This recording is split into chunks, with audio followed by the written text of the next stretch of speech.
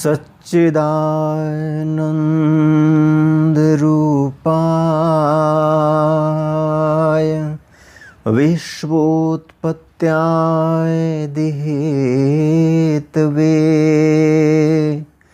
तापत्रयविनाशाय श्रीकृष्णाय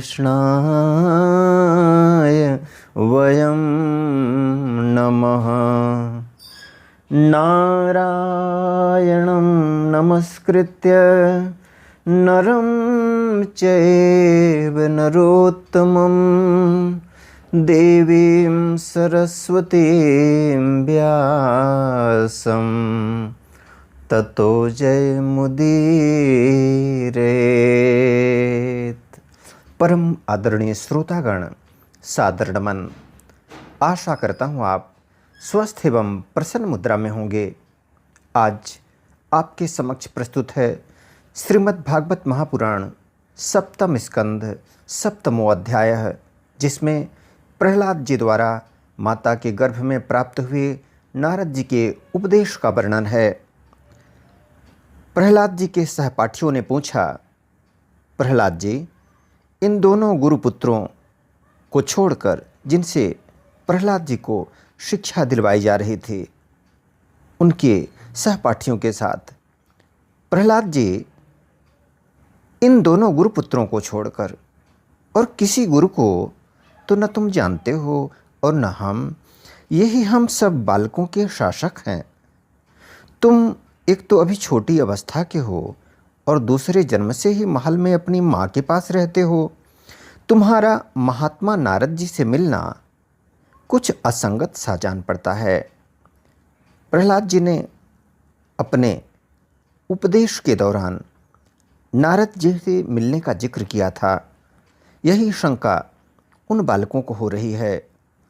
इसलिए शंका समाधान हेतु वे पूछते हैं, प्रियवर, यदि इस विषय में विश्वास दिलाने वाली कोई बात हो तो तुम उसे कहकर हमारी शंका मिटा दो। नारद जी कहते हैं, युधिष्ठिर, जब दैत्य बालकों ने इस प्रकार प्रश्न किया तब भगवान के परम प्रेमी भक्त प्रहलाद जी को मेरी बात का स्मरण हो आया। कुछ मुस्कुराते हुए उन्होंने उनसे कहा, प्रहलाद जी ने कहा, जब हमारे पिताजी तपस्या करने के लिए मंदराचल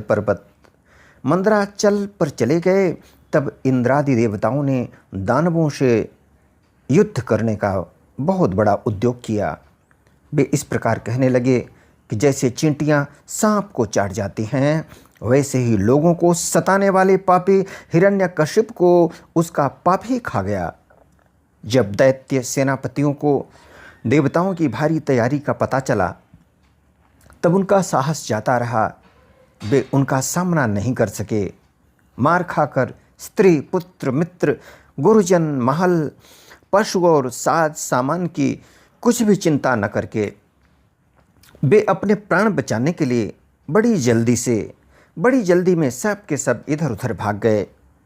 अपनी जीत चाहने वाले देवताओं ने राजमहल में लूट खसोट मचा दी। यहाँ तक कि इंद्र ने राजरानी मेरी माता कयाधु को भी बंदी बना लिया। मेरी माँ भय से घबराकर कुररी पक्षी की भांति रो रही थी और इंद्र उसे बलात् लिए जा रहे थे। देवर्षि नारद उधर आ निकले और उन्होंने मार्ग में मेरी माँ को देख लिया। उन्होंने कहा, देवराज, यह निरपराध है, इसे ले जाना उचित नहीं। महाभाग, इस सती साध्वी पर नारी का तिरस्कार मत करो, इसे छोड़ दो, तुरंत छोड़ दो। इंद्र ने कहा, इसके पेट में देवद्रोही हिरण्यकशिपु का अत्यंत प्रभावशाली वीर्य है। प्रसव पर्यंत यह मेरे पास रहे, बालक हो जाने पर उसे मारकर मैं इसे छोड़ दूंगा। नारद जी ने कहा, इसके गर्भ में भगवान का साक्षात परम प्रेमी भक्त और सेवक अत्यंत बली और निष्पाप महात्मा है। तुम में उसको मारने की शक्ति नहीं है। देवर्षि नारद की यह बात सुनकर उसका सम्मान करते हुए इंद्र ने मेरी माता को छोड़ दिया और फिर इसके गर्भ में भगवत भक्त है, इस भाव से उन्होंने मेरी माता की प्रदक्षिणा की तथा अपने लोक में चले गए। इसके बाद देवर्षि नारद जी मेरी माता को अपने आश्रम पर लिवा गए और उसे समझा बुझाकर कहा कि बेटी, जब तक तुम्हारा पति तपस्या करके लौटे तब तक तुम यहीं रहो। जो आज्ञा कहकर वह निर्भयता से देवर्षि नारद के आश्रम पर ही रहने लगी और तब तक रही जब तक मेरे पिता घोर तपस्या से लौट नहीं आए। मेरी गर्भवती माता मुझ गर्भस्थ शिशु की मंगल कामना से और इच्छित समय पर अर्थात मेरे पिता के लौटने के बाद संतान उत्पन्न करने की कामना से बड़े प्रेम तथा भक्ति के साथ नारद जी की सेवा शुश्रूषा करती रहीं। देवर्षि नारद जी बड़े दयालु और सर्वसमर्थ हैं। उन्होंने मेरी माँ को भागवत धर्म का रहस्य और विशुद्ध ज्ञान दोनों का उपदेश किया। उपदेश करते समय उनकी दृष्टि मुझ पर भी थी। बहुत समय बीत जाने के कारण और स्त्री होने के कारण भी मेरी माता को तो अब उस ज्ञान की स्मृति नहीं रही, परंतु देवर्षि की विशेष कृपा होने के कारण मुझे उसकी विस्मृति नहीं हुई। यदि तुम लोग मेरी इस बात पर श्रद्धा करते हो, यदि तुम लोग मेरी इस बात पर श्रद्धा करो तो तुम्हें भी वह ज्ञान हो सकता है, क्योंकि श्रद्धा से स्त्री और बालकों की बुद्धि भी मेरे ही समान शुद्ध हो सकती है। जैसे ईश्वर मूर्ति काल की प्रेरणा से वृक्षों के फल लगते, ठहरते, बढ़ते, पकते, क्षीण होते और नष्ट हो जाते हैं, वैसे ही जन्म, अस्तित्व की अनुभूति, वृद्धि, परिणाम, क्षय और विनाश, ये छह भाव विकार शरीर में ही देखे जाते हैं। आत्मा से इनका कोई संबंध नहीं है।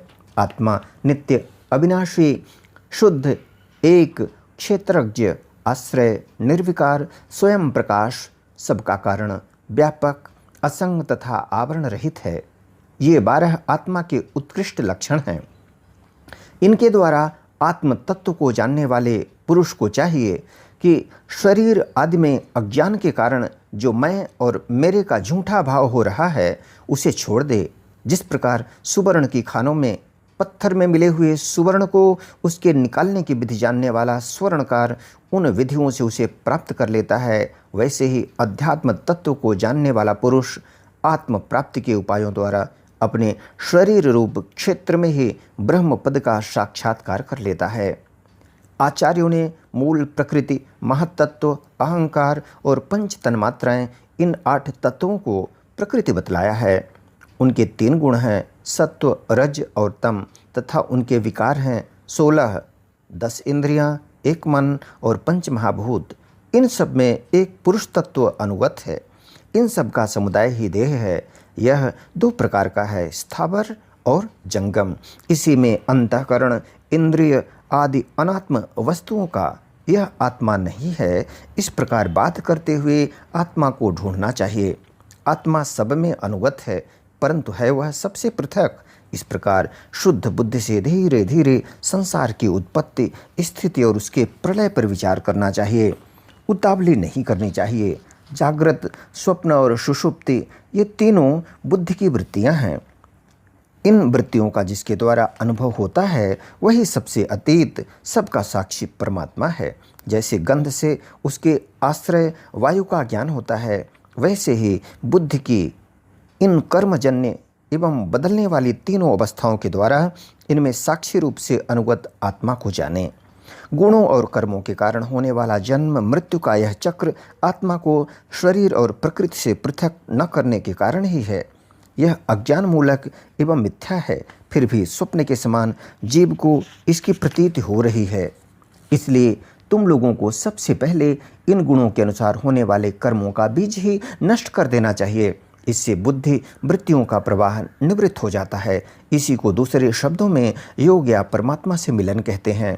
यूँ तो इन त्रिगुणात्मक कर्मों की जड़ उखाड़ फेंकने के लिए अथवा बुद्धि वृत्तियों का प्रवाह बंद कर देने के लिए सहस्रों साधन हैं, परंतु जिस उपाय से और जैसे सर्वशक्तिमान भगवान में स्वाभाविक निष्काम प्रेम हो जाए वही उपाय सर्वश्रेष्ठ है। यह बात स्वयं भगवान ने कही है। गुरु की प्रेम पूर्वक सेवा, अपने को जो कुछ मिले वह सब प्रेम से भगवान को समर्पित कर देना, भगवत प्रेमी महात्माओं का सत्संग, भगवान की आराधना, उनकी कथा वार्ता में श्रद्धा, उनके गुण और लीलाओं का कीर्तन, उनके चरण कमलों का ध्यान और उनके मंदिर मूर्ति आदि का दर्शन पूजन आदि साधनों से भगवान में स्वाभाविक प्रेम हो जाता है। सर्वशक्तिमान भगवान श्री हरि समस्त प्राणियों में विराजमान हैं। ऐसी भावना से यथाशक्ति सभी प्राणियों की इच्छा पूर्ण करे और हृदय से उनका सम्मान करे। काम, क्रोध, लोभ, मोह, मद और मत्सर इन 6 शत्रुओं पर विजय प्राप्त करके जो लोग इस प्रकार भगवान की साधन भक्ति का अनुष्ठान करते हैं, उन्हें उस भक्ति के द्वारा भगवान श्री कृष्ण के चरणों में अनन्य प्रेम की प्राप्ति हो जाती है।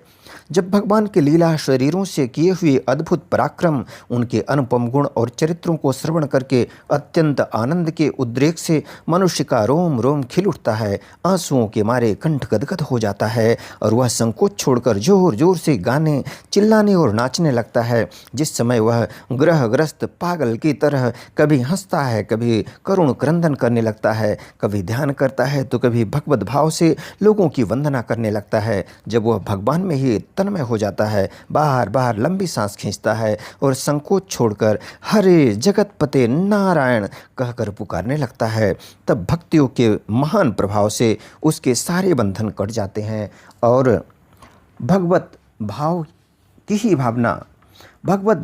भावना करते करते उसका हृदय भी तदाकार भगवनमय हो जाता है।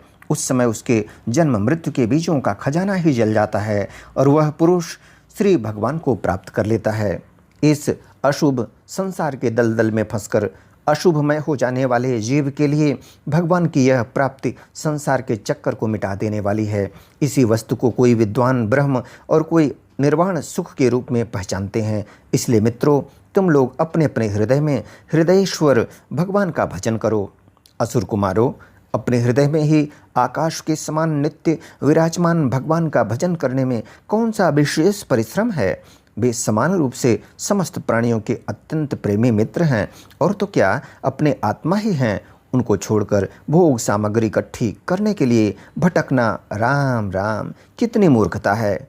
अरे भाई, धन, स्त्री, पशु, पुत्र, पुत्री, महल, पृथ्वी, हाथी, खजाना और भांति भांति की विभूतियाँ और तो क्या संसार का समस्त धन तथा भोग सामग्रियाँ इस क्षणभंगुर मनुष्य को क्या सुख दे सकती हैं।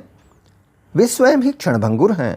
जैसे इस लोक की संपत्ति प्रत्यक्ष ही नाशवान है, वैसे ही यज्ञों से प्राप्त होने वाले स्वर्गादि लोक भी नाशवान और आपेक्षिक, एक दूसरे से छोटे बड़े नीचे ऊंचे हैं। इसलिए वे भी निर्दोष नहीं हैं, निर्दोष हैं केवल परमात्मा। न किसी ने उनमें दोष देखा है, न सुना है। अतः परमात्मा की प्राप्ति के लिए अनन्य भक्ति से उन्हीं परमेश्वर का भजन करना चाहिए। इसके सिवा अपने को बड़ा विद्वान मानने वाला पुरुष इस लोक में जिस उद्देश्य से बार बार बहुत से कर्म करता है, उस उद्देश्य की प्राप्ति तो दूर रही, उल्टा उसे उसके विपरीत ही फल मिलता है और निस्संदेह मिलता है। कर्म में प्रवृत्त होने के 2 ही उद्देश्य होते हैं, सुख पाना और दुख से छूटना। परंतु जो पहले कामना न होने के कारण सुख में निमग्न रहता था, उसे ही अब कामना के कारण यहाँ सदा सर्वदा दुख ही भोगना पड़ता है। मनुष्य इस लोक में सकाम कर्मों के द्वारा जिस शरीर के लिए भोग प्राप्त करना चाहता है, वह शरीर ही पराया, स्यार कुत्तों का भोजन और नाशवान है। कभी वह मिल जाता है तो कभी बिछुड़ जाता है। जब शरीर की ही यह दशा है, तब इससे अलग रहने वाले पुत्र, स्त्री, महल, धन, संपत्ति, राज्य, खजाने, हाथी, घोड़े, मंत्री, नौकर, चाकर, गुरुजन और दूसरे अपने कहलाने वालों की तो बात ही क्या है।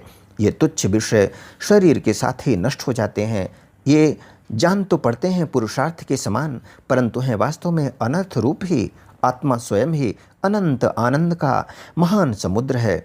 उसके लिए इन वस्तुओं की क्या आवश्यकता है। भाइयों, तनिक विचार तो करो। जो जीव गर्भाधान से लेकर मृत्यु पर्यंत सभी अवस्थाओं में अपने कर्मों के अधीन होकर क्लेश ही क्लेश भोगता है, उसका इस संसार में स्वार्थ ही क्या है। यह जीव सूक्ष्म शरीर को ही अपना आत्मा मानकर उसके द्वारा अनेकों प्रकार के कर्म करता है और कर्मों के कारण ही फिर शरीर ग्रहण करता है। इस प्रकार कर्मों से शरीर और शरीर से कर्म की परंपरा चल पड़ती है और ऐसा होता है अविवेक के कारण। इसलिए निष्काम भाव से निष्क्रिय आत्मस्वरूप भगवान श्री हरि का भजन करना चाहिए। अर्थ, धर्म और काम सब उन्हीं के आश्रित हैं, बिना उनकी इच्छा के नहीं मिल सकते। भगवान श्री हरि समस्त प्राणियों के ईश्वर, आत्मा और परम प्रियतम हैं। वे अपने ही बनाए हुए पंचभूत और सूक्ष्म भूत आदि के द्वारा निर्मित शरीरों में जीव के नाम से कहे जाते हैं। देवता, दैत्य, मनुष्य, यक्ष अथवा गंधर्व कोई भी क्यों न हो, जो भगवान के चरण कमलों का सेवन करता है वह हमारे ही समान कल्याण का भाजन होता है। दैत्य बाल को भगवान को प्रसन्न करने के लिए ब्राह्मण, देवता या ऋषि होना, सदाचार और विविध ज्ञानों से संपन्न होना तथा दान, तप, यज्ञ, शारीरिक और मानसिक शौच और बड़े बड़े व्रतों का अनुष्ठान पर्याप्त नहीं है। भगवान केवल निष्काम प्रेम भक्ति से ही प्रसन्न होते हैं और सब तो विडंबना मात्र हैं। इसलिए दानव बंधुओं, समस्त प्राणियों को अपने समान ही समझकर सर्वत्र विराजमान सर्वात्मा सर्वशक्तिमान भगवान की भक्ति करो। भगवान की भक्ति के प्रभाव से दैत्य, यक्ष, राक्षस, स्त्रियां, शूद्र, गोपालक, अहीर, पक्षी, मृग और बहुत से पापी जीव भी भगवत भाव को प्राप्त हो गए हैं। इस संसार में या मनुष्य शरीर में जीव का सबसे बड़ा स्वार्थ अर्थात एकमात्र परमार्थ इतना ही है कि वह भगवान श्री कृष्ण की अनन्य भक्ति प्राप्त करे। उस भक्ति का स्वरूप है सर्वदा सर्वत्र सब वस्तुओं में भगवान का दर्शन। इति श्रीमद्भागवते महापुराणे पारमहंस्यां संहितायां सप्तमे स्कन्धे प्रह्लादानुचरिते दैत्यपुत्रानुशासनं नाम सप्तमो अध्यायः। बोलो वृंदावन बिहारी लाल की जय। यदक्षरपदभ्रष्टं मात्राहीनं च यद् भवेत् तत्सर्वं क्षम्यतां देव प्रसीद परमेश्वर। वीडियो देखने के लिए धन्यवाद एवं आभार। जय हिंद, जय जगत। आपका जीवन मंगलमय हो।